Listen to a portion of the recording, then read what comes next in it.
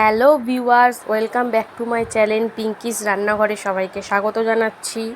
আজকে আবার একটি নতুন রেসিপির সাথে হাজির হয়ে গেছি। আজকের রেসিপিটা খুব কিন্তু মজাদার ও সুস্বাদু। আস্ত ছোট পেঁয়াজ দিয়ে আলু দিয়ে একটা রেসিপি, যেটা খেতে কিন্তু অসাধারণ টেস্ট। আর এটি ভাত বা রুটি উভয়ের সাথেই কিন্তু খুব মজার একটি রেসিপি আর ভালো লাগবে। আশা করছি তোমরা ভিডিওটা অবশ্যই প্রথম থেকে শেষ অবধি দেখবে, দেখে করে খেয়ে দেখবে, খুব ভালো লাগবে। আর যদি ভালো লাগে অবশ্যই লাইক কমেন্ট শেয়ার করতে কিন্তু ভুলো না। তো চলো শুরু করি। প্রথমেই কড়াইতে আমি সাদা তেল দিয়ে দিয়েছি, তোমরা চাইলে সর্ষের তেলেও রান্নাটা করতে পারো। ফোড়নে দিয়ে দিচ্ছি একটা শুকনো লঙ্কা, আর দিয়ে দেবো এতে আমি পাঁচফোড়ন। এইখানে পাঁচফোড়নটাই আসল, যেটা রান্নার গন্ধটা একটা অন্য লেভেল বা অন্য মাত্রায় নিয়ে যাবে। তো ফোড়নটা দেওয়ার পর এবারে কিছুক্ষণ ভেজে নিতে হবে, পাঁচফোড়নের সুন্দর একটা গন্ধ বেরিয়ে আসা অবধি। তো ফোড়নটা দেখতেই পাচ্ছ আমার সুন্দরভাবে ভাজা হয়ে গেছে আর সুন্দর একটা গন্ধও ছাড়ছে। তো এরপরে আমি এতে দিয়ে দেব আলু, যেটা আমি দেখো কেটে নিয়েছি সুন্দর করে, খুব বেশি বড় না, খুব একটা ছোট না। তো এই আলুটা প্রথমে দিয়ে দিলাম, দিয়ে এবার ভালো করে নাড়াচাড়া করে নিচ্ছি। এবার 1 থেকে 2 মিনিট মতন আলুটা একটু ভেজে নেব। ফিরে এসেছি 1 থেকে 2 মিনিট পর, আলুটা হালকা একটু ভেজে নিয়েছি। এবারে আমি এতে দিয়ে দেব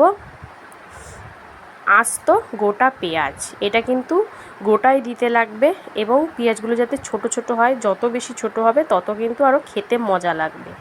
তো পেঁয়াজ দিয়ে দিলাম, দিয়ে ভালো করে নাড়াচাড়া করে নিচ্ছি। এখানে আমি 250 থেকে 300 মতন পেঁয়াজ আছে। দিয়ে দিচ্ছি 2টো কাঁচা লঙ্কা। একদম সিম্পল রান্না, যে কেউ করতে পারবে। ভালো করে নাড়াচাড়া করে এবারে আমি এতে দিয়ে দিচ্ছি হলুদ গুঁড়ো। খুব বেশি মশলাপাতিরও ঝামেলা নেই, বাটাবটির তো ঝামেলাই নেই, একদমই সিম্পল রান্না। আর দিয়ে দেবো এতে আমি জিরের গুঁড়ো 1 চামচ মতন দিয়ে ভালো করে এবারে মিশিয়ে নেব সব কিছুর সাথে। খুব ইজি ও খুব সহজ রান্না, হাতে খুব কম সময়, কিন্তু খেতে হেভি টেস্টি এই রান্নাটা। ভাত রুটি উভয়ের সাথেই কিন্তু খুব ভালো লাগবে। দিয়ে দেবে এবার আমি এতে স্বাদ অনুযায়ী নুনটা একটু দিতে হবে বুঝে শুনেই, আইডিয়া করে, যেহেতু এই ব্যাপারটা একটু মাখা মাখা টাইপের হবে। খুব যে একদম হুড়কো ঝোল সেরকম হবে না, আবার খুব একদম গায়ে গায়ে মাখাও হবে না। তো এই সব দেওয়ার পর আবার 1-2 মিনিট মতন একটু ভেজে নেব। ফিরে এসেছি 1-2 মিনিট পর, দেখো হালকা ভাজা হয়ে গেছে। এবারে আমি এতে দিয়ে দেবো পরিমাণ মতনই জল। তো দেখতেই পেলে কত সুন্দর ও কত তাড়াতাড়ি, একদম সিম্পল রেসিপি। তো জল দেওয়ার পর এবারে 5-7 মিনিট ঢাকা দিয়ে ফুটাবো লো ফ্লেমে। 5-7 মিনিট পর ফিরে এসেছি, এই দেখো সুন্দরভাবে সিদ্ধ হচ্ছে সব। কিন্তু আমি এতটা ঝোল যেহেতু রাখবো না, সেই জন্য আরেকটু শুকিয়ে নেব। এবারে আমি এতে দিয়ে দিচ্ছি চিনি। চিনিটা দিলে রান্নার গুণটা কিন্তু আরও দ্বিগুণ হয়ে যায়। তো দেখো আবার 2-1 মিনিট পর ফিরে এসেছি, ঝোলটা অনেকটা টান টান হয়ে গেছে।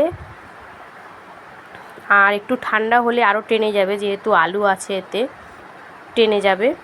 তো আমাদের আলু পেঁয়াজের গোটা আস্ত আলু পেঁয়াজের তরকারি কিন্তু একদম রেডি। এই দেখো ভাত বা রুটির সাথে একদম জমে যাবে।